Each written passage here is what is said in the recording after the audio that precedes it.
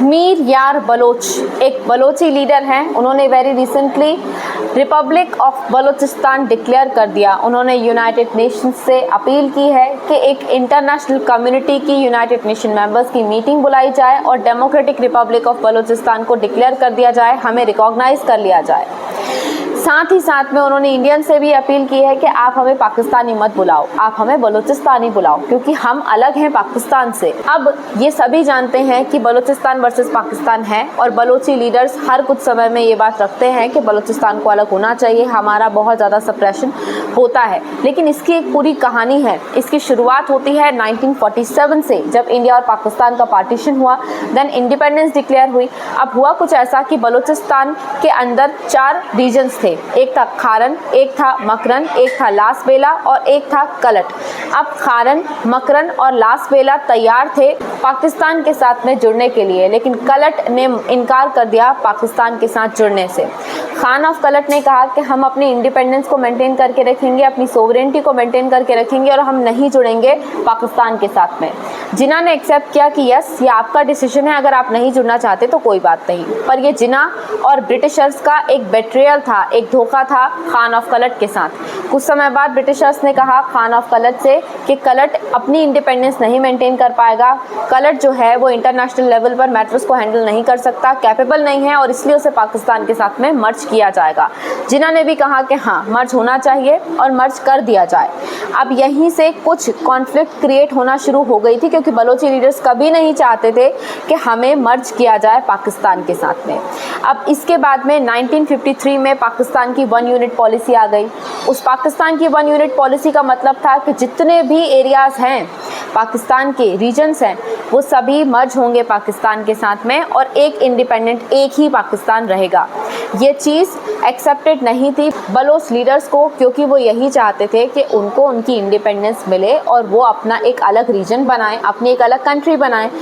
इस समय पर पहला मेजर रेबेलियन क्रिएट हो गया पाकिस्तान और बलोची लीडर्स और ट्राइब्स के बीच में, जिसको नाम दिया गया first major rebellion of Balochistan 1953 में। लेकिन 1955 में 1 यूनिट पॉलिसी के तहत बलोचिस्तान को मर्ज कर दिया गया, क्योंकि पाकिस्तान के पास में ऑफकोर्स पावर थी।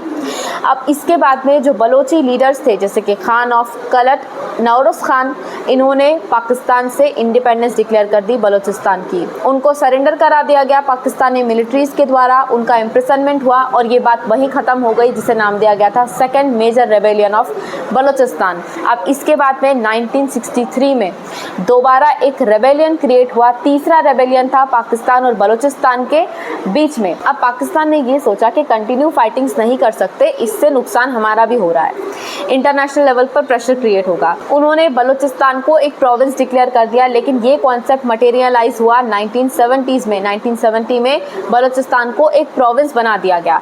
अब उसके बाद 1971 में ईस्ट पाकिस्तान अलग हो गया, बांग्लादेश बन गया, इंडिया और पाकिस्तान का वॉर हुआ। बलोची लीडर्स के माइंड में ये कॉन्सेप्ट आया कि जब ईस्ट पाकिस्तान अलग होकर बांग्लादेश बन सकता है, तो हम भी तो कब से लड़ाई लड़ रहे हैं कि बलोचिस्तान अलग होना चाहिए, हमारा इंडिपेंडेंट सोवरेन स्टेट होनी चाहिए।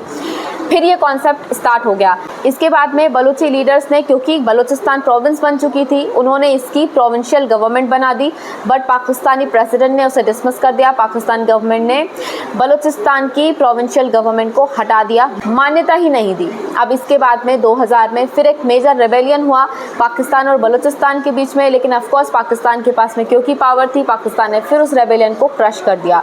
कहा यह जाता है एमनेस्टी इंटरनेशनल की रिपोर्ट में कि 10,000 बलोच लोग 2011 से अब तक गायब हो चुके हैं। आज तक पता नहीं चला कि वो लोग पाकिस्तान से कहाँ डिसअपेयर हो गए। अब इसके अलावा कंडीशन ये है कि हिस्टोरिकली पाकिस्तान के द्वारा सप्रेशन होता आया है बलोची लोगों का।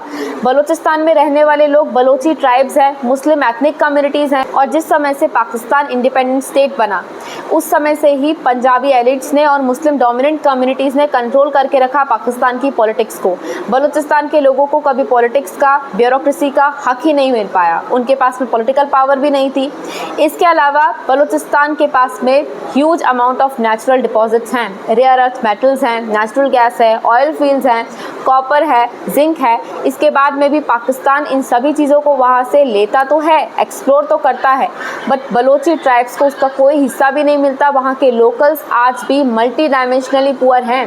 बलूचिस्तान पाकिस्तान का 40% of the land area cover करता है, लेकिन 70% ऑफ द बलोच पीपल आज भी मल्टी डायमेंशनली पुअर हैं। मल्टी डायमेंशनली पुअर होने का मतलब होता है 2 वक्त की रोटी भी उन्हें ढंग से नहीं मिलती, जिनके पास में इतना ह्यूज अमाउंट में नेचुरल डिपॉजिट्स प्रेजेंट है। पाकिस्तान हिस्टोरिकली इन लोगों को सप्रेस करता आया और इसीलिए बलूचिस्तान के जो लोग हैं, स्पेसिफिकली उनके लीडर्स हैं, वो तब से इंडिपेंडेंस चाहते हैं पाकिस्तान से और वेरी रिसेंटली उन्होंने रिपब्लिक ऑफ बलूचिस्तान को दोबारा से घोषित किया।